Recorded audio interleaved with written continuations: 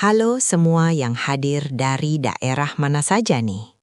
Sebelum Tante Wiwik mulai ceritanya, yuk jangan lupa untuk komen, like, dan subscribe ya, biar channel Tante Wiwik terus berkembang. Yuk kita mulai ceritanya. Lampu neon di koridor instalasi gawat darurat berkelip sesaat sebelum kembali menyala stabil, memantulkan cahaya pucat di lantai vinil yang dingin. Bau antiseptik bercampur darah segar memenuhi udara. Bau yang bagi kebanyakan orang memicu panik, tapi bagiku hanyalah tanda bahwa malam kembali bekerja seperti seharusnya. Aku melangkah cepat. Sepatu karet menimbulkan bunyi ritmis yang tenggelam oleh suara monitor jantung, teriakan perawat, dan derit roda berangkar yang tak pernah berhenti. Jam dinding menunjukkan pukul 1:47 dini hari. Waktu di mana tubuh manusia mulai rapuh dan kesalahan sekecil apapun bisa memisahkan hidup dari mati. Aku Dr. Maya Ardelia, kepala jaga IGD malam ini. Di dunia ini ketenangan bukanlah pilihan, ia adalah senjata. Dok, pasien luka bakar dari lantai 2 sudah stabil, lapor seorang perawat sambil berjalan di sampingku. Aku mengangguk singkat. Pindahkan ke observasi, pantau tekanan darah setiap 15 menit. Belum sempat aku berhenti, suara sirene ambulans meraung panjang di luar. Satu sirene disusul sirene lain, terlalu berdekatan. Naluriku menegang. Kecelakaan ganda, pikirku. Bel merah di meja triase berdering keras. Seorang perawat senior mengangkat telepon, wajahnya langsung berubah tegang. Ia menutup gagang telepon dan menatapku. Dokter, kecelakaan di Jalan Layang, 2 korban, kondisi kritis, 5 menit sampai. Aku menarik napas pelan. Siapkan ruang resusitasi. Panggil tim bedah trauma. Aku di depan. Aku sudah siap. Atau setidaknya aku mengira aku siap. Pintu otomatis IGD terbuka dengan desisan panjang. Angin malam masuk membawa bau asap, oli, dan hujan yang belum sepenuhnya kering. 2 brankar didorong masuk hampir bersamaan, dikelilingi para medis yang berteriak memberi laporan cepat. Pria usia sekitar 30-an, trauma kepala berat, hipotensi. Wanita usia 20-an, patah tulang, penurunan kesadaran. Aku melangkah maju. Tanganku sudah terangkat untuk melakukan penilaian awal. Semua bergerak seperti biasa, terlalu biasa. Lalu dunia berhenti. Wajah pria di berangkar pertama itu terlihat di balik masker oksigen, pucat, berdarah, tapi tetap ku kenali bahkan sebelum otakku memerintahkanku untuk bersikap profesional. Arman, suamiku. Dadaku terasa kosong, seolah udara mendadak menguap dari paru-paruku. Aku tidak terhuyung, tidak berteriak. Tubuhku berdiri tegak seakan tidak terjadi apa-apa, sementara di dalam kepalaku ribuan pecahan pikiran berjatuhan. Aku menoleh ke beranhar kedua. Jilbab wanita itu terlepas sebagian, rambutnya basah oleh darah. Wajahnya lebam, napasnya tersengal. Aku mengenal lekuk pipi itu, bentuk dagu itu. Laras, sepupu tiriku, perempuan yang selama 6 bulan terakhir tinggal di rumah kami. Perempuan yang sering menyebutku Kak Maya, dengan suara lembut dan tatapan patuh. 2 orang terpenting dalam hidupku datang bersamaan. Dalam kondisi seperti ini, aku tidak percaya pada kebetulan. Dokter, suara seorang perawat muda bergetar. Itu keluarga Anda. Aku bisa merasakan semua mata tertuju padaku. Menunggu reaksiku, menunggu retakku, menunggu tangisku. Aku justru tersenyum tipis di balik masker. Lanjutkan prosedur, kataku datar. Fokus pada pasien. Suaraku terdengar asing. Bahkan di telingaku sendiri. Tapi itu suara yang mereka kenal. Suara kepala jaga. Suara dokter. Aku melangkah lebih dekat ke Arman. Luka di kepalanya parah. Tekanan darahnya turun. Waktu tidak berpihak padanya. Siapkan ruang operasi. Perintahku. Aku pimpin. Perawat senior menatapku ragu. Dok, ini pelanggaran etik. Aku bertanggung jawab penuh. Potongku. Nada suaraku tidak tinggi, tapi cukup untuk mematikan keberatan. Tidak ada waktu. Tidak ada yang membantah lagi. Saat mereka mendorong Arman menuju ruang operasi, aku berdiri beberapa detik lebih lama di sisi Laras. Monitor jantungnya berdetak cepat, tapi stabil. Dia masih hidup. Sadar atau tidak, aku belum tahu. Aku menoleh ke perawat lain. Stabilkan pasien wanita. Pastikan dia tidak masuk ruang operasi yang sama. Aku ingin dia sadar nanti. Perawat itu mengangguk cepat, tidak bertanya. Aku berbalik menuju ruang sterilisasi. Air mengalir di wastafel. Dingin, menyentuh kulit tanganku yang mulai gemetar. Bukan karena takut, tapi karena sesuatu yang lebih gelap dan lebih dalam. Aku menatap pantulan wajahku di cermin stainless steel. Mata itu masih mataku. Tajam, terjaga, tidak ada air mata. Aku tidak tahu apa yang kalian lakukan malam ini. Bisikku pada bayangan sendiri. Tapi kalian memilih malam yang salah. Aku mengenakan sarung tangan bedah, satu persatu, mengencangkannya dengan presisi. Setiap gerakan terasa otomatis, seolah tubuhku tahu apa yang harus dilakukan, meski pikiranku masih berputar. Di luar ruang operasi, kehidupan dan kematian sedang bertarung. Dan aku, di tengahnya, baru saja menyadari bahwa hidup yang selama ini kupikir utuh, mungkin hanya panggung sandiwara yang sangat rapi. Lampu operasi menyala terang. Aku melangkah masuk. Malam ini, aku akan menyelamatkan nyawa. Dan mungkin, tanpa ada yang tahu, aku baru saja melangkah ke dalam perang yang akan mengubah segalanya. Tidak ada yang lebih sunyi daripada rumah yang seharusnya hangat. Aku menyadari itu saat duduk sendirian di bangku besi ruang tunggu ICU, beberapa jam setelah Arman didorong masuk ke ruang operasi. Jam di dinding bergerak lambat, seolah ikut menahan nafas bersamaku. Di balik pintu steril itu, tubuh suamiku terbuka oleh pisau bedah, oleh tanganku sendiri. Dan aku tidak tahu apakah aku sedang menyelamatkan pernikahanku atau menguburnya perlahan. Aku memejamkan mata, tapi yang muncul bukan gambaran ruang operasi. Yang muncul justru potongan-potongan hidupku sebelum malam ini. Potongan yang dulu terasa biasa, kini tampak mencurigakan. Aku tidak lahir dari keluarga kaya. Ayahku, Pak Wirya, adalah pria pendiam dengan tangan kasar dan senyum jarang. Ia bekerja tanpa banyak bicara, pulang dengan wajah lelah, dan selalu berkata satu hal yang sama padaku sejak kecil. Hidup ini tidak pernah adil, Maya. Tapi kamu harus tetap jujur. Aku mempercayainya. Saat ayah meninggal mendadak karena serangan jantung, dunia kami runtuh dengan cepat. Rumah disita, tabungan habis. Orang-orang yang dulu menepuk bahunya menghilang satu persatu. Yang tersisa hanya aku, duka, dan seorang perempuan yang berdiri paling depan, mengatur segalanya dengan suara tegas dan mata tajam. Ratna, ibu tiriku. Ia datang membawa janji-janji pengorbanan dan kalimat manis tentang keluarga. Ia mengurus pemakaman. Ia bicara pada kreditur. Ia memastikan semua orang melihatnya sebagai janda yang ditinggal tanpa apa-apa. Dan aku terlalu sibuk berduka, membiarkannya. Sekarang kamu harus mandiri, Maya, katanya suatu malam, tak lama setelah ayah dikuburkan. Perempuan pintar seperti kamu tidak boleh sendirian terlalu lama. Kalimat itu terdengar seperti nasihat. Baru sekarang aku sadar, itu adalah perintah.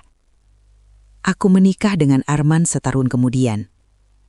Arman datang ke hidupku seperti jawaban doa. Santun, mapan, penuh perhatian. Ia tahu kapan harus diam dan kapan harus memeluk. Ia membuatku percaya bahwa setelah kehilangan ayah, aku akhirnya menemukan rumah baru.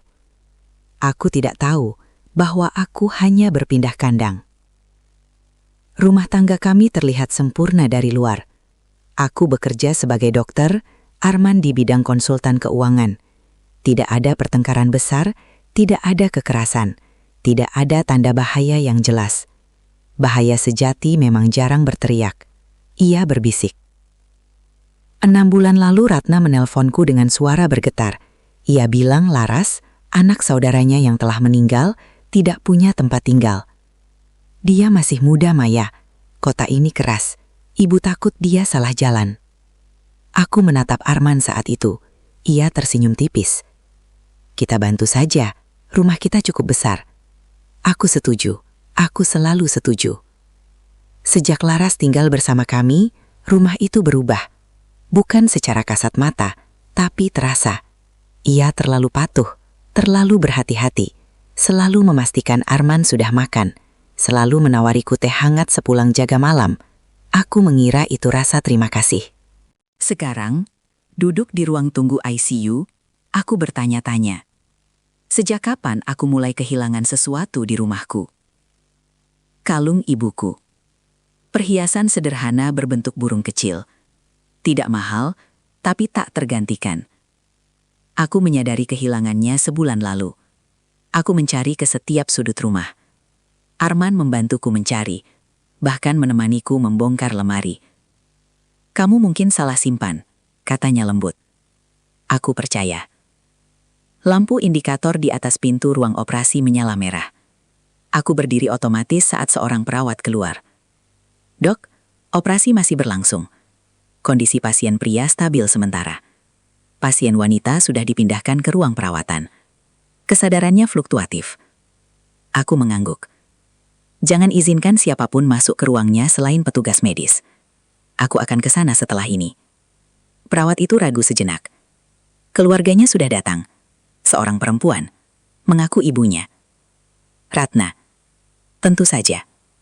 Aku menghela napas pelan. "Tahan dulu. Catakan kondisi belum memungkinkan." Aku berjalan menyusuri koridor rumah sakit, menjauh dari ICU, menuju jendela besar di ujung lantai. Di luar, hujan turun tipis. Lampu kota berpendar seperti bintang palsu. Aku menempelkan telapak tanganku ke kaca dingin. Jika hidupku adalah bangunan, malam ini aku baru saja mendengar suara retakan pertama. Bukan karena kecelakaan itu, bukan karena darah, tapi karena aku mulai melihat ulang setiap keputusan yang kuambil, dan menyadari betapa seringnya aku menyerahkan kendali pada orang lain. Aku kembali menatap lorong. Para perawat berlalu lalang. Semua terlihat normal. Terlalu normal. Aku tahu satu hal dengan pasti. Apapun yang terjadi sebelum kecelakaan itu tidak terjadi secara kebetulan. Dan aku, untuk pertama kalinya sejak ayah meninggal, berhenti menjadi perempuan yang pasrah. Aku menarik napas panjang, meluruskan punggung, dan melangkah kembali menuju ruang perawatan laras. Jika rumahku telah dibuka untuk musuh, maka aku harus tahu siapa yang pertama kali masuk dan siapa yang mengundang mereka. Ruang operasi selalu terasa seperti dunia lain. Tidak ada waktu, tidak ada masa lalu, tidak ada masa depan. Yang ada hanya cahaya putih menyilaukan, bunyi monitor yang berdetak teratur, dan tubuh manusia yang terbuka dalam kejujuran paling brutalnya. Di sini, kebohongan tidak bisa bersembunyi. Setiap luka berbicara. Aku berdiri di sisi meja operasi. Tanganku bergerak otomatis, presisi, seperti yang telah kulakukan ratusan kali sebelumnya. Pisau bedah di tanganku berkilau di bawah lampu. Darah mengalir, disedot, digantikan cairan infus. Semua prosedur berjalan sesuai protokol. Pasien di depanku adalah Arman, suamiku. Jika seseorang melihat dari luar, mereka akan mengira aku sedang berjuang mati-matian menyelamatkan orang yang paling kucintai. Mereka tidak tahu bahwa pikiranku bekerja jauh lebih cepat daripada tanganku, menimbang setiap detail, setiap kemungkinan, setiap kejanggalan. "Tekanan darah turun," lapor dokter anestesi. "Tambahkan vasopresor," jawabku singkat. "Kita hentikan perdarahan dulu." Aku tidak gemetar, aku tidak ragu, aku dokter. Dan malam ini, profesiku adalah satu-satunya alasan aku masih berdiri tegak. Saat perawat mulai menggunting pakaian Arman untuk akses penuh ke dada dan perutnya, kain itu terbelah dengan bunyi kering yang nyaris tidak terdengar di tengah hiruk-pikuk alat medis. Kemeja mahal yang sering ia kenakan ke kantor itu terbuka, basah oleh darah dan keringat. Dan saat itulah sesuatu terjatuh. Benda kecil itu memantul sekali di lantai keramik sebelum berhenti tepat di dekat kakiku. Kilau perak. Aku berhenti bergerak selama sepersekian detik, terlalu singkat untuk disadari orang lain, tapi cukup lama untuk membuat jantungku menghantam tulang rusukku sendiri. "Lanjutkan," kataku cepat, sebelum siapapun sempat menoleh. Aku menunduk seolah mengambil kasa, tapi jemariku justru menyentuh benda itu. dingin, keras, terlalu familiar. Liontin kecil berbentuk burung. Dunia di sekelilingku tidak berhenti kali ini. Justru aku yang merasa seolah ditarik keluar dari tubuhku sendiri. Bau ruang operasi mendadak terasa lebih tajam. Bunyi monitor terdengar terlalu keras. Itu milik ibuku. Aku mengenalnya dari goresan halus di sayap kirinya. Ibuku selalu berkata, kalau suatu hari kamu kehilangan arah, pegang ini. Burung selalu tahu kemana pulang. Kalung itu hilang sebulan lalu. Aku mencarinya ke seluruh rumah. Membongkar laci, mengangkat kasur. Arman ikut membantuku mencari. Wajahnya penuh simpati. Ia bahkan berkata akan membelikanku yang baru jika memang tidak ketemu. Aku tidak pernah menuluh siapapun. Sekarang Liontin itu tergeletak di ruang operasi, di dada suamiku. Aku memasukkannya ke saku skrapku tanpa suara, seolah itu hanya alat medis lain. Tanganku kembali bekerja, tapi sesuatu di dalam diriku telah bergeser, seperti gigi roda yang akhirnya menemukan tempatnya. Operasi berlanjut selama hampir 3 jam. Kami menstabilkan perdarahan internal, memperbaiki jaringan yang rusak, menyelamatkan fungsi vitalnya. Setiap jahitan kulakukan dengan ketelitian ekstrim. Aku menyelamatkannya, bukan karena cinta, bukan karena kewajiban sebagai istri, karena aku butuh dia hidup. Saat akhirnya aku melepas sarung tangan dan mundur selangkah, tubuhku terasa berat. Bukan lelah fisik, aku terbiasa dengan itu. Ini kelelahan lain. Kelelahan karena kebenaran yang mulai muncul ke permukaan. Arman dipindahkan ke ruang ICU. Aku menyerahkan tanggung jawab sementara pada dokter lain dan berjalan keluar ruang operasi. Koridor terasa lebih dingin dari sebelumnya. Aku menuju ruang perawatan Laras. Pintu kamar terbuka setengah. Di dalam, Laras terbaring dengan lengan digips. Wajahnya pucat. Monitor menunjukkan tanda vital yang stabil. Ia tampak rapuh, tidak berdaya. Dan di telinganya, jelas terlihat sepasang anting kecil berbentuk burung, serasi dengan liontin di sakuku. Aku berdiri di ambang pintu cukup lama, hingga seorang perawat menoleh. "Dok, mau masuk?" Aku mengangguk. Aku mendekati tempat tidurnya. Laras membuka mata perlahan saat menyadari kehadiranku. Wajahnya berubah. Bukan lega, tapi terkejut. Takut. "Kak, Maya," bisiknya. Suaranya serak. Aku menarik kursi dan duduk. Tidak menyentuhnya. Tidak tersenyum. "Bagaimana rasanya?" Tanyaku dengan nada profesional.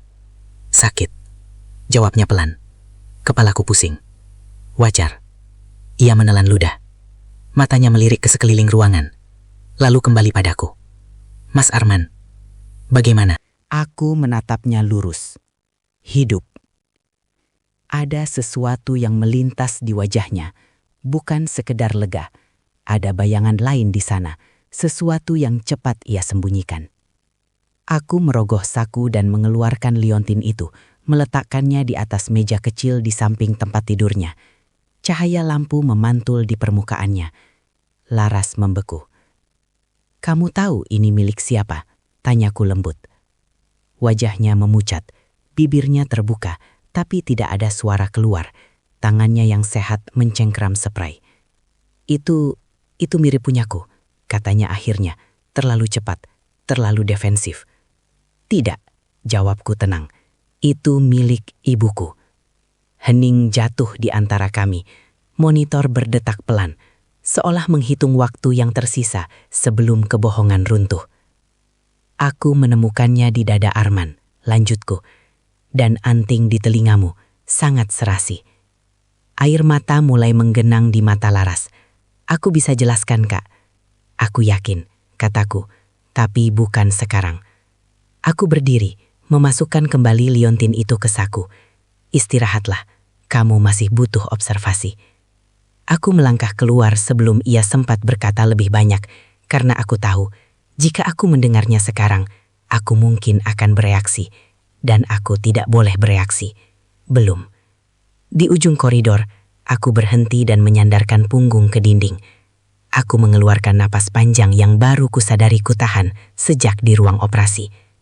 Kalung ibuku, anting Laras, kecelakaan malam itu, terlalu banyak kebetulan untuk disebut kebetulan.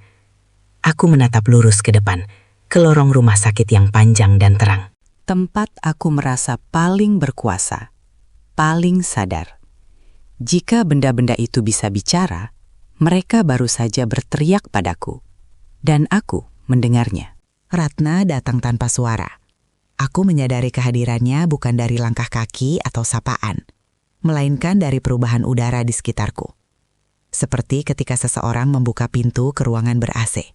Ada pergeseran halus yang hanya bisa dirasakan, bukan dilihat. Astaga, Maya. Suara itu lembut, bergetar tepat di tempat yang dirancang untuk menyentuh rasa bersalah. Aku menoleh. Ratna berdiri di ujung koridor ICU, mengenakan blus hitam sederhana dan jilbab abu-abu pucat. Penampilannya sempurna untuk seorang ibu yang baru saja ditimpa musibah. Wajahnya pucat, matanya merah. Air mata menggantung di ujung kelopak, siap jatuh kapan saja. Pertunjukan kelas 1. Ia melangkah cepat dan langsung memelukku. Aku tidak sempat menghindar. Tubuhnya hangat, tangannya menepuk-nepuk punggungku dengan ritme yang nyaris menenangkan. Ya Allah, Nak, cobaan apa ini? Isaknya. Aku berdiri kaku di pelukannya. Tidak membalas tapi juga tidak menolak. Aku membiarkannya memelukku. Seperti seorang aktor yang membiarkan lawan mainnya menyelesaikan dialog. Arman bagaimana? Tanyanya sambil melepaskan pelukan. Tangannya masih mencengkram lenganku. Sedikit terlalu kuat untuk ukuran orang yang sedang bersedih. Operasinya selesai, jawabku. Dia di ICU. Ratna menghela napas panjang, lalu menutup wajahnya dengan kedua tangan. Gerakan yang sangat terlatih. Aku pernah melihatnya melakukan ini di pemakaman ayah. Kamu kuat sekali, Maya, katanya lirih. Ibu tidak tahu harus bagaimana kalau berada di posisimu. Aku menatap wajahnya. Wajah yang selama bertahun-tahun kuanggap sebagai figur ibu. Sekarang, setelah apa yang kulihat malam ini, setiap kerutan dan sorot mata itu tampak berbeda. Lebih tajam, lebih menghitung. Aku hanya melakukan tugasku, kataku. Ratna mengangguk-angguk. Tentu, kamu memang selalu seperti itu. Bertanggung jawab. Ia menoleh ke arah pintu ruang perawatan. Laras bagaimana? Anak itu pasti ketakutan. Dia stabil. Jawabku singkat. Masih observasi. Ratna tersenyum kecil. Senyum yang penuh kelegaan. Tapi di baliknya, aku melihat sesuatu yang lain. Bukan sekadar rasa syukur. Lebih seperti konfirmasi. Syukurlah, katanya. Kalau sampai terjadi apa-apa pada Laras, ibu tidak akan memaafkan diri sendiri. Kalimat itu terdengar seperti kasih sayang, tapi telingaku yang terlatih mendengar nada panik dan kebohongan menangkap tekanan tersembunyi di sana. Seolah ia sedang memastikan sesuatu tetap berada di jalur yang ia inginkan. Kami berjalan menyusuri koridor bersama. Ratna terus berbicara, mengisi keheningan dengan cerita-cerita kecil. Bagaimana ia langsung datang begitu mendapat kabar. Bagaimana ia hampir pingsan di taksi. Bagaimana ia berdoa sepanjang jalan. Aku mendengarkan sambil mengamati. Setiap kata Ratna selalu punya tujuan. Ia jarang bicara tanpa alasan. Ayahmu dulu juga begitu, katanya tiba-tiba. Selalu terlihat kuat, tidak pernah mau merepotkan orang lain. Aku berhenti melangkah. Ratna juga berhenti. Ia menatapku, sedikit terkejut, lalu tersenyum hati-hati. Ibu salah bicara? Aku menatap lurus ke depannya, ke dinding putih rumah sakit yang bersih dan dingin. Kenapa ibu menyebut ayah sekarang? Ratna terdiam sepersekian detik. Terlalu singkat untuk disadari orang lain. Tidak cukup singkat untuk luput dariku. Ibu hanya teringat, katanya. Kehilangan selalu membawa kenangan. Aku menoleh padanya. Ayah tidak meninggal di rumah sakit ini. Ratna tertawa kecil, gugup. Iya, tentu saja. Maksud ibu hanya... Ia tidak menyelesaikan kalimatnya. Sebaliknya, ia kembali menggenggam lenganku. Kali ini lebih erat. Seolah ingin memastikan aku tetap berada di sisinya. Maya, katanya pelan. Ibu tahu kamu lelah. Kamu jangan memaksakan diri ya. Jangan merasa harus menanggung semuanya sendirian. Aku menarik lenganku perlahan, melepaskan diri dari genggamannya. Aku baik-baik saja, Bu. Matanya menyipit sedikit. Bukan marah, menilai. Aku pamit dengan alasan harus mengecek pasien lain. Ratna mengangguk, tapi matanya mengikutiku sampai aku berbelok di ujung koridor. Begitu aku yakin ia tidak bisa melihatku lagi, aku berhenti dan bersandar pada dinding. Nafasku terasa lebih berat. Ratna tahu sesuatu. Belum tentu semuanya, tapi cukup banyak untuk membuatnya waspada. Aku kembali ke ruang jaga dan membuka loker kecilku. Dari saku scrub, aku mengeluarkan liontin ibuku. Aku memegangnya erat, merasakan tepiannya menekan telapak tanganku. Aku mengingat satu hal yang dulu sering dikatakan Ratna setelah ayah meninggal. Tidak semua hal perlu kamu tahu, Maya. Kadang ketidaktahuan adalah perlindungan. Kalimat itu dulu terdengar bijak, sekarang terdengar seperti ancaman. Ponselku bergetar, pesan dari perawat ICU. Pasien atas nama Arman mulai siuman, tekanan darah stabil. Jantungku berdetak lebih cepat. Ia sadar, aku belum siap berbicara dengannya. Tidak sebelum aku menyusun pikiranku, tidak sebelum aku tahu sejauh mana permainan ini berjalan. Aku berdiri, merapikan jas dokterku, dan menatap pantulan diriku di kaca. Wajahku terlihat tenang. Terlalu tenang untuk seseorang yang baru saja menyadari hidupnya mungkin adalah skenario yang ditulis orang lain. Jika Ratna adalah sutradara, maka aku telah lama menjadi aktor yang patuh. Tapi malam ini, aku mulai membaca naskahnya sendiri, dan aku tidak menyukai akhir yang ia siapkan untukku. Aku melangkah keluar ruang jaga, menyusuri lorong menuju ICU. Setiap langkahku mantap, karena satu hal kini jelas bagiku. Rumah yang kubuka dengan niat baik telah berubah menjadi medan perang. Dan wanita yang paling sering menyebut dirinya ibu, mungkin adalah musuh paling berbahaya yang pernah kumiliki. Ruang ICU selalu punya bau yang berbeda. Lebih sunyi, lebih berat. Seolah udara di sana membawa ingatan orang-orang yang nyaris pergi, tapi dipaksa kembali. Aku berdiri di depan pintu kaca bernomor 07 selama beberapa detik sebelum masuk. Dari baliknya, aku bisa melihat Arman terbaring dengan selang infus di lengannya, kabel monitor menempel di dadanya seperti akar-akar yang menahan tubuhnya agar tidak jatuh terlalu jauh ke jurang kematian. Matanya terbuka, menatap langit-langit, sadar sepenuhnya. Aku merapikan jilbabku, mengendurkan bahu, menarik nafas panjang. Bukan sebagai dokter, tapi sebagai istri. Lalu aku masuk. Mas, suaraku sengaja kubuat pelan. Sedikit serak, sedikit gemetar. Cukup untuk terdengar seperti perempuan yang kelelahan setelah menahan ketakutan semalaman. Mata Arman bergerak perlahan ke arahku. Tatapan itu kosong sesaat, lalu fokus. Dan ketika ia mengenaliku, ada kilatan emosi yang melintas cepat di sana. Lega, takut, dan sesuatu yang lain. Sesuatu yang ia sembunyikan terlalu cepat. Maya, katanya lirih. Bibirnya kering. Aku masih hidup. Aku tersenyum tipis. Senyum yang telah kulatih sejak aku berdiri di depan pintu. Mas hidup. Operasinya berhasil. Ia menelan ludah. Tangannya bergerak sedikit, mencari-cari. Aku segera mendekat dan menggenggamnya. Kulitnya dingin, denyut nadinya cepat. Aku pikir aku mati, bisiknya. Kamu hampir, jawabku jujur. Lalu kutambahkan kebohongan kecil. Aku takut sekali. Itu bukan kebohongan sepenuhnya. Aku memang takut, tapi bukan kehilangan. Aku takut pada apa yang akan ku ketahui. Arman memejamkan mata, lalu membukanya kembali. Aku tidak ingat apa-apa. Terakhir yang ku ingat, mobil, hujan, lalu gelap. Aku mengangguk perlahan. Kecelakaan di jalan layang. Kamu tidak sendiri. Ia menegang. Sangat halus, tapi aku merasakannya dari genggaman tangannya yang sedikit mengeras.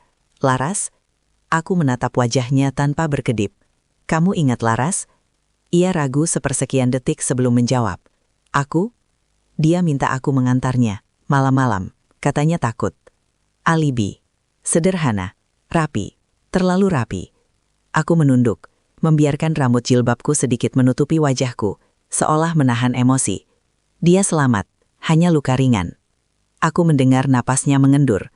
Bukan lega karena ia tidak bersalah, tapi lega karena rencananya belum runtuh. Syukurlah, katanya. Aku tidak ingin terjadi apa-apa padanya. Dia keluarga. Kata itu, keluarga, menggores sesuatu di dalam dadaku, tapi wajahku tetap tenang. Aku duduk di kursi di samping tempat tidurnya. Lampu monitor memantul di matanya. Mata yang dulu kupikir jujur. Mata yang kini kulihat sebagai jendela penuh tirai. Mas, kataku pelan, ada satu hal. Ia menegang lagi. Apa? Aku yang mengoperasimu. Ia menatapku tajam. Kamu? Aku mengangguk. Aku kepala jaga malam itu. Tidak ada waktu memanggil dokter lain. Wajahnya menunjukkan keterkejutan. Lalu sesuatu yang lebih gelap. Kekhawatiran. Bukan pada keselamatanku, tapi pada apa yang mungkin kulihat. Kamu lihat banyak ya? Tanyanya hati-hati. Aku tersenyum kecil. Aku dokter bedah. Aku selalu melihat banyak. Ia tertawa kecil. Suara yang terdengar dipaksakan. Maksudku, barang-barangku, dompetku, ponsel. Aku mengangkat bahu. Semua prosedur standar diserahkan ke bagian administrasi. Ia mengangguk, tapi matanya gelisah. Aku memiringkan kepala, berpura-pura ragu. Kenapa, Mas? Ia cepat menggeleng. Tidak apa-apa.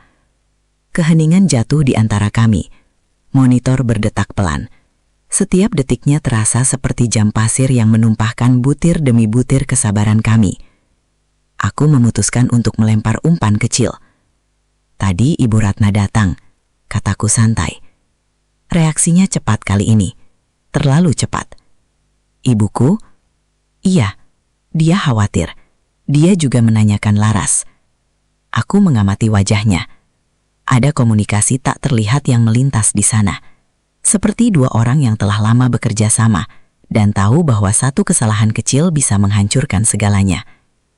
Ibu memang begitu, katanya akhirnya. Selalu ingin mengatur. Aku tersenyum. Iya, sejak dulu. Kami terdiam lagi. Aku berdiri. Aku tidak akan lama. Kamu butuh istirahat. Obatmu masih bekerja. Ia tampak ragu. Kamu tidak akan kemana-mana, kan? Pertanyaan itu terdengar manis. Tapi bagiku, itu terdengar seperti kebutuhan akan pengawasan. Aku di rumah sakit. Jawabku lembut. Kamu aman. Ia tersenyum lemah. Kamu istri yang hebat, Maya. Aku membalas senyum itu. Kamu juga suami yang beruntung. Aku berbalik sebelum ekspresiku berubah. Saat tanganku menyentuh gagang pintu, suaranya menghentikanku. Maya, aku menoleh. Ada satu hal lagi, katanya. Setelah aku sembuh, kita bisa bicara soal keluarga ya. Nada suaranya hati-hati, seolah sedang menguji air. Aku menatapnya lama, lalu mengangguk. Tentu. Aku keluar dari ruangan itu dengan langkah tenang. Begitu pintu tertutup, senyumku menghilang seketika. Ia tahu aku mulai curiga, dan ia takut. Aku menyusuri koridor menuju tangga darurat, bukan ke lift. Aku butuh ruang, udara, waktu untuk berpikir. Di saku jas dokterku, liontin ibuku terasa berat. Seolah menarikku ke masa lalu, ke kebenaran yang selama ini disembunyikan. Arman bukan hanya suami yang berbohong. Ia adalah bagian dari sesuatu yang jauh lebih besar. Dan malam ini, kami berdua telah sepakat, tanpa mengucapkannya, untuk berpura-pura. Pertanyaannya sekarang bukan lagi apakah aku akan membuka topeng mereka, tapi kapan dan siapa yang akan jatuh lebih dulu saat sandiwara ini berakhir. Aku menuruni tangga perlahan. Perang telah dimulai, dan untuk pertama kalinya, aku tidak lagi berada di posisi bertahan. Malam belum benar-benar berakhir ketika aku meninggalkan ruang ICU. Jam di ponselku menunjukkan pukul 4:18. Di luar, hujan telah berhenti, menyisakan aroma aspal basah yang samar tercium hingga ke lorong rumah sakit. Langkah kakiku bergema pelan di koridor yang hampir kosong. Sebagian besar staf jaga sudah berganti, dan dunia medis kembali ke ritme lambat menjelang pagi. Tapi pikiranku tidak. Liontin burung itu masih di sakuku. Aku belum mengeluarkannya sejak dari ruang operasi, seolah benda itu adalah bukti hidup yang belum siap kuhadapi sepenuhnya. Setiap kali bergerak, aku bisa merasakannya menekan pahaku, mengingatkanku bahwa masa lalu tidak pernah benar-benar pergi. Ia hanya menunggu saat yang tepat untuk muncul kembali. Aku masuk ke ruang ganti dokter dan menutup pintu. Di sana, aku akhirnya mengeluarkan liontin itu dan meletakkannya di atas bangku kayu. Cahaya lampu neon memantul di permukaannya, membuat burung kecil itu tampak seolah hendak terbang. Ayah, bisikku tanpa sadar. Ayahku bukan pria yang sentimental, tapi ia menyimpan benda ini dengan sangat hati-hati. Ia memberikannya padaku sehari sebelum aku pindah ke kota ini untuk residensi. Tidak ada pesan panjang, hanya satu kalimat. Kalau suatu hari kamu bingung, lihat ke belakang dulu. Aku baru menyadari sekarang. Ia tidak bicara tentang nostalgia. Ia bicara tentang jejak. Ponselku bergetar. Pesan dari Ratna. Ibu pulang dulu, Maya. Jaga dirimu. Jangan terlalu keras pada diri sendiri. Kalimat penuh kepedulian. Terlalu rapi. Terlalu tepat waktu. Aku mengunci layar tanpa membalas. Setelah berganti pakaian, aku tidak langsung pulang. Aku menuju ruang arsip rumah sakit. Bukan arsip medis, tapi ruang kecil tempat dokumen administrasi lama disimpan. Di sana ada komputer tua yang jarang dipakai. Tidak terhubung ke jaringan utama. Aman. Sunyi. Aku duduk dan membuka laptopku sendiri. Namaku. Nama ayahku. Nama Ratna. Aku mulai mencari. Tidak mudah. Ayahku pandai menghapus jejak.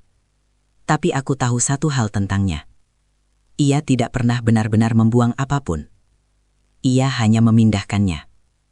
1 jam berlalu sebelum aku menemukan sesuatu yang membuat nafasku tertahan.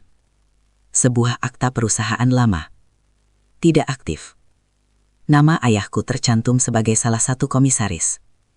Bertahun-tahun sebelum aku lahir. Perusahaan itu bergerak di bidang investasi properti. Statusnya dibubarkan secara administratif. Tapi di catatan lain, aku menemukan transaksi kecil. Sangat kecil. Yang terus berjalan bahkan setelah perusahaan itu mati. Seseorang masih memelihara jantungnya. Aku bersandar di kursi. Menatap layar.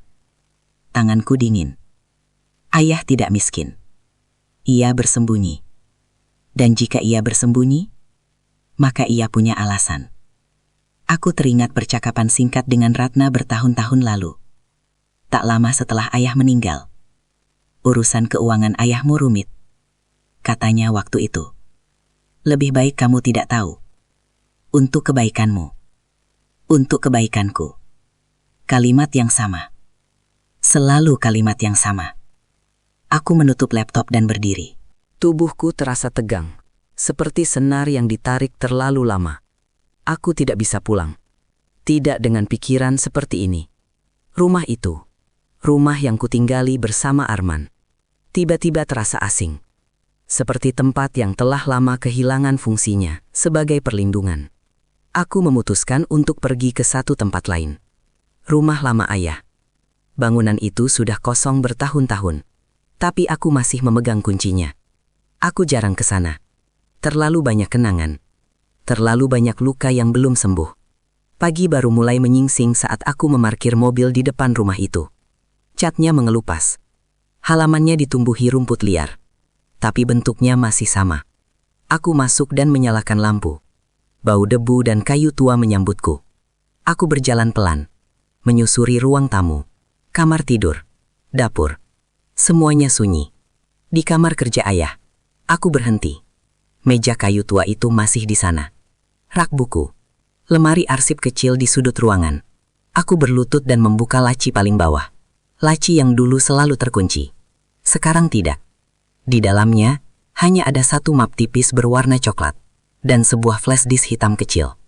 Tanganku gemetar saat mengambilnya. Map itu berisi salinan dokumen, akta perusahaan, laporan keuangan ringkas, dan satu catatan tulisan tangan ayahku. Tulisan itu masih rapi, meski tinta mulai memudar. Jika kamu membaca ini, berarti aku sudah gagal melindungimu sepenuhnya. Jangan percaya siapapun, hanya karena mereka menyebut diri keluarga. Kebenaran tidak selalu aman, tapi kebohongan selalu berbahaya. Dadaku terasa sesak. Di bagian bawah kertas itu, ada satu nama yang membuat darahku dingin. Ratna. Aku menutup mata. Semua potongan mulai menyatu. Kecelakaan Arman. Liontin ibuku. Laras. Ratna. Uang yang disembunyikan. Ayah yang berpura-pura bangkrut. Ini bukan cerita baru. Ini rencana lama yang belum selesai. Aku menggenggam flash disk itu erat-erat. Aku tidak tahu apa isinya. Tapi aku tahu satu hal. Ayahku meninggalkan ini bukan untuk dikenang, tapi untuk digunakan. Ponselku kembali bergetar. Kali ini dari Arman. Kamu di mana? Aku bangun dan kamu tidak ada. Aku menatap layar lama sebelum membalas. Aku di rumah sakit. Ada urusan administrasi. Istirahatlah. Balasan datang cepat. Hati-hati. Aku butuh kamu. Aku tersenyum tipis, tanpa kehangatan. Aku keluar dari rumah ayah dan mengunci pintu. Saat matahari mulai naik, aku berdiri di beranda sejenak, memandangi jalanan sepi. Udara pagi terasa dingin dan jujur. Ayah tidak mati meninggalkan kehampaan. Ia meninggalkan jejak. Dan aku baru saja menemukannya. Aku masuk ke mobil, menyalakan mesin, dan melaju kembali ke kota. Kali ini bukan sebagai dokter yang kebetulan terjebak dalam kecelakaan keluarga, tapi sebagai perempuan yang akhirnya tahu bahwa hidupnya dibangun di atas kebohongan dan bersiap untuk merobohkannya satu persatu. Bab ini belum berakhir. Ia baru saja dimulai. Aku kembali ke rumah sakit ketika matahari sudah sepenuhnya naik. Cahaya pagi menyusup melalui jendela-jendela tinggi koridor, memantulkan bayangan panjang di lantai. Bagi orang lain, ini hanyalah pagi biasa. Bagi staf medis, pergantian shift. Tapi bagiku, pagi ini adalah garis batas antara Maya yang dulu dan Maya yang sedang kubangun sekarang. Aku menyimpan flash disk ayah di saku terdalam tasku. Tidak di laptop, tidak di komputer rumah sakit. Belum. Ada waktu dan tempat yang tepat untuk membukanya. Sekarang, aku butuh satu hal lain. Manusia. Aku berjalan lurus ke bangsal tempat Laras dirawat. Bangsal itu relatif sepi. Pasien lain masih tidur, tirai-tirai tertutup. Aku meminta perawat jaga meninggalkan ruangan dengan alasan pemeriksaan lanjutan. Tidak ada yang curiga. Aku punya otoritas dan kepercayaan. Sesuatu yang masih kupinjam dari dunia ini sebelum mereka tahu siapa aku sebenarnya. Laras duduk di tempat tidur ketika aku masuk. Lengannya yang digips disangga bantal. Wajahnya pucat, matanya sembab, seperti seseorang yang tidak tidur semalaman. Begitu melihatku, bahunya menegang. Kak Maya, suaranya bergetar. Aku menutup pintu, perlahan, dengan sengaja. Aku menarik kursi dan duduk tepat di depannya. Kali ini aku tidak menyembunyikan apapun di wajahku. Tidak ada senyum, tidak ada nada lembut. Laras, kataku pelan. Sekarang kamu akan mendengarkanku, dan kamu tidak akan memotong. Ia mengangguk cepat. Tangannya mencengkram selimut. Aku tahu tentang liontin itu, lanjutku. Aku tahu tentang antingmu. Aku tahu kamu ada di mobil bersama Arman malam itu. Dan aku tahu kamu tidak berada di posisi untuk berbohong lagi. Air mata mengalir di pipinya. Aku tidak berniat menyakitimu, Kak. Aku bersumpah. Aku tidak bertanya soal niat. Jawabku dingin. Aku bicara soal peran. Ia tersentak. Peran? Aku bersandar sedikit ke depan. Kamu bukan tokoh utama. Kamu pion. Kata itu menghantamnya lebih keras dari bentakan. Aku bisa melihatnya dari cara napasnya tercekat.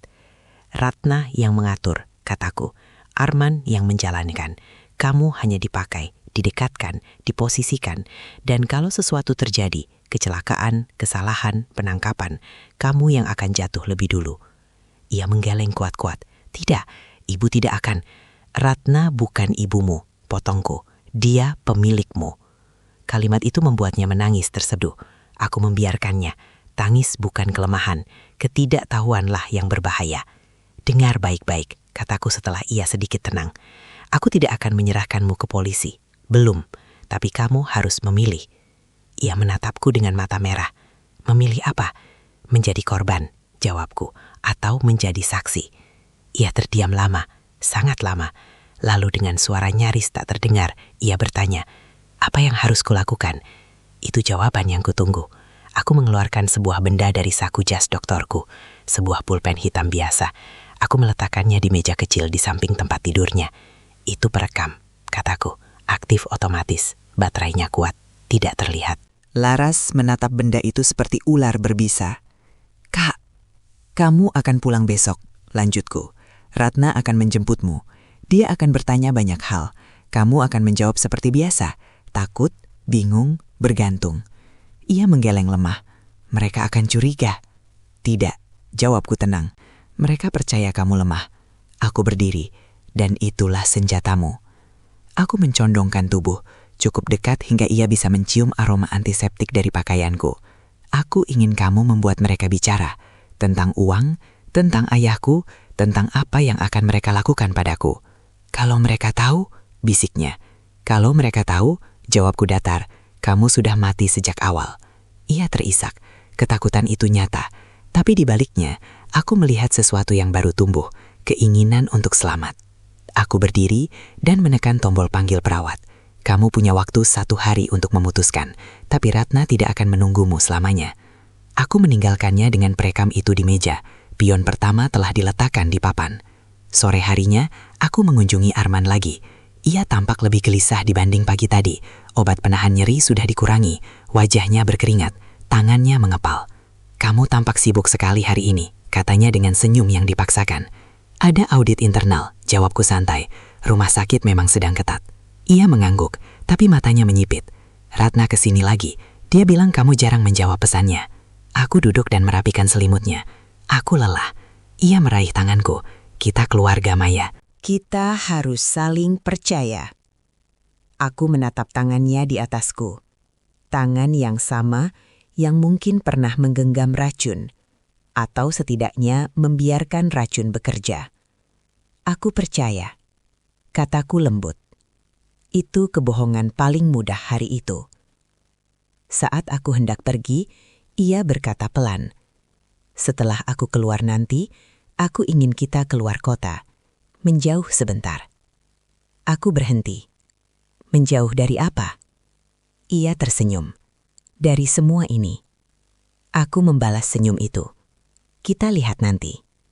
Karena aku tahu, rencananya bukan menjauh. Ia ingin kabur. Malam itu, aku duduk sendirian di ruang kerjaku. Lampu redup, kota berkilau di luar jendela. Aku mengeluarkan flash disk ayah dan menatapnya lama. Aku belum membukanya. Karena sekarang, aku tahu satu hal. Kebenaran paling mematikan bukan yang ditemukan sendirian, melainkan yang diucapkan oleh mereka yang mencoba menyembunyikannya. Laras akan bicara, Ratna akan lengah, Arman akan membuat kesalahan, dan aku akan menunggu, dengan sabar, dengan senyum, seperti dokter menunggu denyut jantung pasien yang hampir menyerah. Bab ini bukan tentang serangan, bab ini adalah tentang perangkap yang menutup perlahan, dan mereka tidak akan sadar sampai pintunya terkunci. Hari kepulangan Laras tiba lebih cepat dari yang kukira. Pagi itu, rumah sakit terasa terlalu terang, terlalu ramai. Seolah dunia sengaja berjalan normal untuk menertawakan fakta bahwa di balik senyum dan sapaan sopan, sebuah pengkhianatan sedang dipulangkan ke rumah asalnya. Aku berdiri di ujung koridor bangsal, mengamati dari jauh. Laras keluar dengan langkah ragu, wajahnya pucat, matanya cekung, tas kecil berisi pakaian tergantung di bahunya. Tangannya yang sehat menggenggam sesuatu di dalam saku jaket. Aku tahu itu pulpen perekam. Ia tidak berani mengeluarkannya, tidak berani memeriksanya. Ketakutan membuatnya patuh. Ratna menunggunya di dekat pintu masuk. Penampilannya rapi, elegan, nyaris tidak menunjukkan bahwa ia baru saja melalui malam penuh kecemasan. Ketika melihat Laras, ia langsung memeluknya erat. "Tuhanku, Nak, akhirnya kamu keluar juga," ucap Ratna dengan suara penuh haru. Aku tahu pelukan itu. Bukan pelukan kasih, itu pelukan kepemilikan. Aku melihat kepala Ratna menoleh sedikit, matanya menyapu ruangan, mencariku. Saat tatapan kami bertemu dari kejauhan, aku tersenyum kecil dan mengangguk sopan. Istri, anak, perempuan baik yang masih berada di bawah kendalinya. Ratna membalas anggukan itu. Ia tidak tahu bahwa sejak detik itu, ia membawa kuda Troya masuk ke dalam rumahnya sendiri. Siang hari, aku menerima pesan dari Laras. Mereka mulai bicara. Hanya 4 kata, tapi cukup membuat nadiku berdetak lebih cepat. Aku tidak membalas, aku tidak boleh. Komunikasi harus seminimal mungkin. Semakin sepi aku, semakin percaya diri mereka. Sebaliknya, aku mengunjungi Arman. Kondisinya membaik, setidaknya di atas kertas. Tapi aku bisa melihat kegelisahan di matanya. Ia merasa kehilangan waktu. Dan orang seperti Arman, ketika merasa terdesak, akan mengambil risiko. Kapan aku bisa keluar dari sini? Tanyanya dengan nada menuntut. Kita lihat besok, jawabku ringan. Tergantung hasil observasi malam ini. Ia mendengus pelan. Aku bukan tahanan, Maya. Aku menatapnya dengan senyum tipis. Kamu pasienku. Kalimat itu membuatnya diam. Aku berdiri hendak pergi, lalu seolah teringat sesuatu. Oh ya, Ratna sempat bilang padaku, dia khawatir soal dokumen ayah. Arman membeku. Dokumen apa? Tanyanya terlalu cepat. Aku pura-pura heran. Aku juga tidak tahu. Katanya ayah meninggalkan beberapa berkas lama. Mungkin soal utang. Kata utang bekerja seperti pisau kecil yang menusuk rasa aman palsunya. Ratna bilang begitu. Ulangnya. Aku mengangguk. Kenapa? Ia menggeleng cepat. Tidak. Hanya aneh. Aku melangkah keluar dengan tenang. Tapi di dalam kepalaku, roda sudah berputar cepat. Mereka panik. Dan orang panik akan bicara lebih banyak dari yang seharusnya. Malam datang dengan tenang yang mencurigakan. Aku duduk di ruang kerjaku. Lampu meja menyala redup. Di depanku, ponsel tergeletak diam. Terlalu diam. Lalu, tepat pukul 21:17, ponsel itu bergetar. Pesan suara. Dari Laras. Aku memasang earphone dan menekan play. Suara pertama yang terdengar adalah Ratna. Jangan bodoh, Laras. Kamu pikir Maya tidak tahu apa-apa? Aku menahan napas. Suara Laras terdengar kecil, gemetar. Aku takut, Bu. Kak Maya berubah. Dia memang pintar, jawab Ratna dingin. Tapi kepintaran tanpa informasi hanya ilusi. Selama kita pegang kendali, dia tidak berbahaya. Ada suara gelas diletakkan di meja. Lalu suara Arman. Kita harus cepat, katanya. Kalau Maya menemukan apapun, dia tidak akan, potong Ratna. Aku yang mengurus ayahnya dulu. Aku tahu apa yang disembunyikan dan apa yang tidak. Darahku terasa membeku.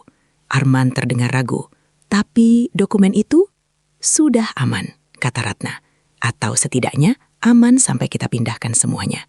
Setelah itu, ada jeda. Setelah itu, Maya tidak akan jadi masalah. Lanjut Ratna. Suara Laras tercekat. Maksud ibu? Tenang, kata Ratna lembut. Kecelakaan bisa terjadi di mana saja.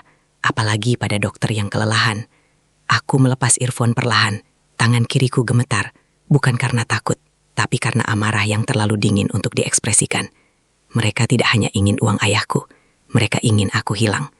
Pesan kedua masuk tak lama kemudian. Kali ini teks. Mereka rencana ketemu besok malam. Apartemen lama. Arman mau kabur dari RS. Aku menutup mata sejenak. Apartemen. Kwitansi di dompet Arman. Potongan puzzle yang kini menemukan tempatnya. Aku bangkit berdiri, mengambil napas panjang. Ini bukan lagi permainan menunggu. Ini tahap akhir persiapan. Aku menelepon satu nama yang selama ini kusimpan. Pak, kataku saat panggilan tersambung. Aku butuh bantuanmu. Sekarang. Suara di seberang sana terdengar serius. Kamu yakin? Aku sudah yakin sejak ayahku mati. Jawabku. Kami menyusun rencana singkat. Efisien. Tanpa emosi. Ini bukan tentang balas dendam semata. Ini tentang mengakhiri siklus. Setelah menutup telepon, aku menatap kota dari balik jendela. Lampu-lampu apartemen menyala seperti bintang palsu. Tempat rahasia disimpan. Tempat pengkhianatan dirayakan. Aku mengambil jas, tas, dan flash disk ayah. Besok malam, mereka akan datang dengan keyakinan bahwa mereka memegang kendali. Mereka tidak tahu bahwa umpan telah ditelan. Dan bahwa ketika Arman melangkah keluar dari rumah sakit tanpa izin, Ketika Ratna membuka pintu apartemen itu, ketika Laras menekan tombol perekam, mereka tidak sedang merencanakan pelarian. Mereka sedang berjalan masuk ke ruang pengakuan. Bab ini bukan lagi tentang siapa yang bersalah. Bab ini adalah tentang siapa yang akan berbicara paling dulu saat kebenaran tidak bisa lagi disangkal. Dan aku akan berada tepat di tengahnya. Tenang, siap, dan tidak lagi bisa dihentikan. Apartemen itu berada di lantai 17. Tidak terlalu tinggi untuk disebut mewah, tapi cukup tersembunyi untuk tidak menarik perhatian. Lorongnya sempit, lampunya redup, dan kamera pengawas di sudut langit-langit sudah lama mati. Bukan rusak, tapi sengaja dimatikan. Aku tahu, karena ayah pernah mengajarkanku satu hal. Orang yang takut dilihat selalu memilih tempat tanpa saksi. Aku tiba lebih dulu, bukan sebagai tamu, bukan sebagai istri, melainkan sebagai orang yang mengunci pintu dari dalam sebelum pertunjukan dimulai. Ruang tamu apartemen itu kosong, kecuali sofa kulit hitam, meja kaca, dan satu meja kecil di sudut ruangan. Di atas meja itu, aku meletakkan laptopku. Kabel HDMI tersambung ke televisi besar di dinding. Semua telah kusiapkan. Lampu sengaja kuredupkan. Aku berdiri di dekat pintu kamar, menunggu. Pukul 21.42, pintu apartemen terbuka. Arman masuk lebih dulu. Wajahnya pucat, langkahnya tertatih tapi cepat. Rasa sakit masih menggerogoti tubuhnya, tapi ketakutan dan keserakahan memberinya tenaga tambahan. Di belakangnya, Ratna melangkah dengan mantel panjang dan tas mahal di tangan. Wajahnya tenang, terlalu tenang. Dan terakhir, Laras. Ia terlihat seperti bayangan dari dirinya sendiri. Bahunya turun, tangannya gemetar, tapi ia masuk. Pintu menutup pelan di belakang mereka. Kamu bilang ini aman, desis Arman pada Ratna. Kenapa lampunya mati? Ratna menepuk tangannya. Tenang, aku sudah bilang, tempat ini bersih. Aku melangkah keluar dari bayangan. Tidak sepenuhnya. Suara itu membuat mereka bertiga membeku. Ratna berbalik perlahan. Wajahnya tidak langsung marah. Ia terkejut, tapi hanya sesaat. Lalu ia tersenyum. Maya, katanya lembut. Kamu di sini?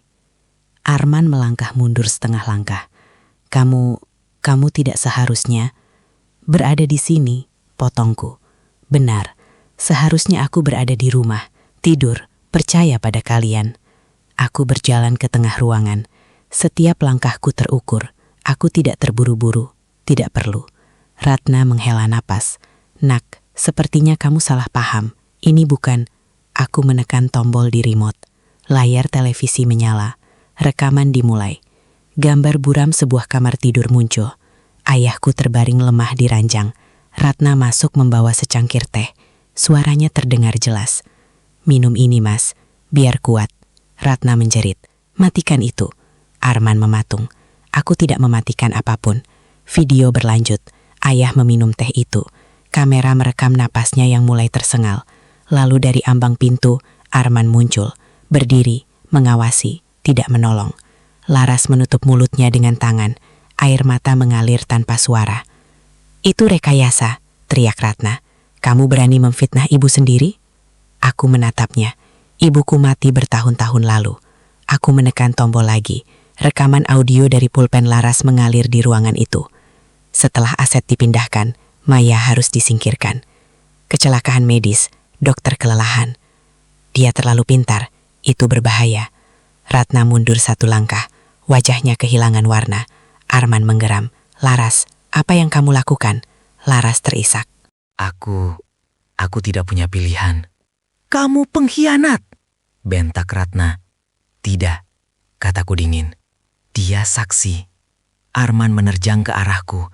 Tangannya hampir menyentuh leherku. Hampir ketika lampu ruangan menyala terang. Pintu kamar terbuka. 4 pria dan 1 wanita masuk serentak. Pakaian sipil, lencana terangkat. Polisi, jangan bergerak. Arman jatuh berlutut. Tubuhnya tidak kuat lagi menahan kombinasi rasa sakit dan kenyataan. Ratna berdiri kaku, lalu tertawa kecil. Pelan, mengerikan. Kamu pikir ini selesai, Maya? Desisnya, kamu tidak tahu apa yang kamu hadapi. Aku mendekat hingga jarak kami hanya beberapa langkah. Aku menghadapi wanita yang meracuni suaminya sendiri dan mencoba membunuh anak dirinya. Polisi memborgol Ratna. Ia tidak melawan. Ia hanya menatapku dengan kebencian murni. Arman diseret keluar. Ia berteriak, menyebut namaku, menyumpahiku, berjanji akan kembali. Aku tidak menjawab. Aku menoleh ke Laras. Kamu sudah selesai. Ia jatuh terduduk, tubuhnya gemetar, tapi ia hidup. Beberapa jam kemudian, aku duduk sendirian di kursi ruang interogasi. Flash disk ayah berada di meja di depanku. Seorang penyidik menyalin isinya dengan hati-hati. Wajahnya berubah semakin serius setiap menit. Ini cukup untuk menjerat mereka, katanya akhirnya. Pembunuhan berencana, percobaan pembunuhan, penggelapan aset. Aku mengangguk. Saya tahu. Ketika aku keluar dari kantor polisi menjelang subuh, udara terasa lebih ringan. Tidak bahagia, tidak lega, hanya jujur. Langit mulai memucat. Hari baru. Ayah, bisikku dalam hati. Aku sudah menyelesaikannya. Bab ini berakhir bukan dengan kemenangan, melainkan dengan keheningan setelah badai. Dan aku tahu, bab terakhir bukan tentang mereka lagi. Bab terakhir adalah tentang apa yang kulakukan setelah semua topeng jatuh. 6 bulan berlalu tanpa terasa. Waktu memiliki cara aneh untuk melunakkan luka tanpa benar-benar menghapus bekasnya. Ia tidak menyembuhkan. Ia hanya membuat kita terbiasa hidup berdampingan dengan ingatan. Pagi itu aku berdiri di balkon lantai atas rumah sakit, memegang secangkir kopi yang sudah hampir dingin. Matahari baru saja terbit, memantulkan cahaya ke gedung-gedung tinggi Jakarta yang perlahan bangun dari tidur. Sirena ambulans terdengar di kejauhan. Nada yang dulu membuat jantungku berdegup panik, kini terdengar seperti panggilan tugas yang biasa.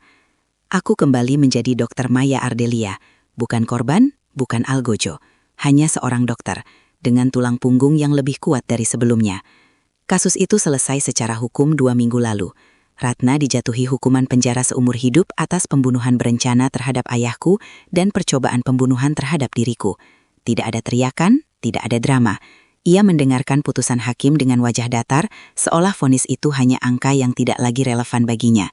Arman mendapat 20 tahun penjara. Tubuhnya tidak pernah benar-benar pulih dari operasi malam itu. Komplikasi internal yang tidak bisa diperbaiki membuatnya hidup dalam rasa sakit kronis. Ia tidak mati. Ia hidup cukup lama untuk mengingat setiap pilihan yang pernah ia buat. Laras menjadi saksi kunci. Hukuman percobaan, wajib konseling dan kerja sosial. Hakim menyebutnya korban manipulasi sistematis. Aku tidak membela, aku juga tidak menuntut lebih. Beberapa luka harus sembuh dengan caranya sendiri. Aku pernah melihat Laras sekali di panti rehabilitasi yang bekerja sama dengan rumah sakit. Ia sedang membantu seorang pasien lansia berjalan pelan di koridor. Wajahnya lelah, tidak ada riasan, tidak ada pakaian mahal. Tapi untuk pertama kalinya, gerakannya jujur. Kami tidak berbicara, kami tidak perlu. Aset ayahku akhirnya resmi dilikuidasi. Angkanya besar, terlalu besar untuk terasa nyata. Uang yang dulu menjadi alasan pengkhianatan, pembunuhan, dan rencana menghapus nyawaku sendiri.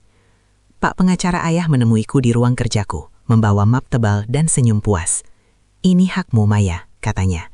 Ayahmu sangat cermat, tidak 1 rupiah pun disentuh Ratna. Aku menutup map itu perlahan. Saya tidak mau menyimpannya. Ia terdiam. Maksudmu? Aku mau membangunnya kembali, kataku. Bukan sebagai kekayaan, tapi sebagai penebusan.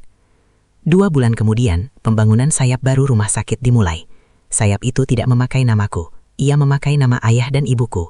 Sebuah pusat layanan trauma, gratis, untuk korban kekerasan domestik, manipulasi psikologis, dan kejahatan keluarga yang sering tidak terlihat. Tempat aman. Tempat orang-orang yang suaranya diabaikan bisa didengar tanpa dihakimi. Beberapa kolega bertanya kenapa aku repot-repot. Aku tidak menjawab panjang, karena tidak semua keputusan dibuat untuk dimengerti orang lain. Pagi ini aku kembali ke IGD.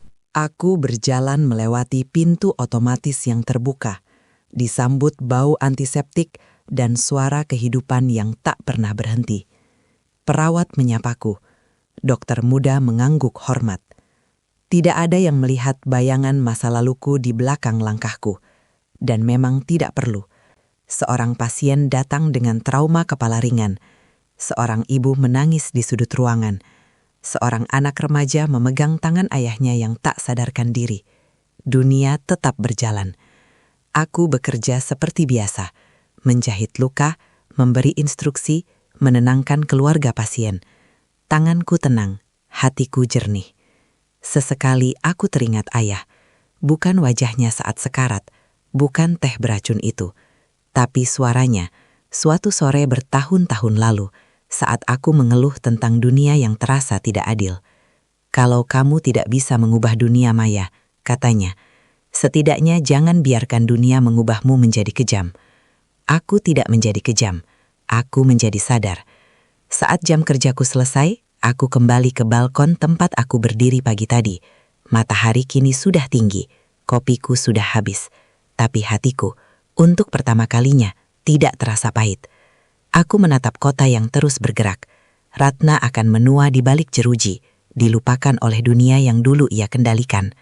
Arman akan hidup dalam tubuh yang mengingatkannya setiap hari bahwa cinta yang diperdagangkan selalu berujung hutang. Dan aku akan hidup, bukan untuk membalas, bukan untuk membuktikan apapun. Tapi untuk menjalani hidup dengan kesadaran penuh bahwa aku selamat bukan karena keberuntungan, melainkan karena aku memilih untuk melihat, mendengar, dan bertindak ketika kebenaran memanggil. Aku merapikan jas doktorku dan berjalan kembali ke dalam. Pintu IGD terbuka, panggilan tugas menunggu. Dan di antara cahaya lampu neon dan suara monitor jantung, aku tahu satu hal dengan pasti. Aku tidak lagi hidup di dalam bayang-bayang siapapun. Aku berdiri di kakiku sendiri. Aku, Dr. Maya Ardelia, akhirnya bebas.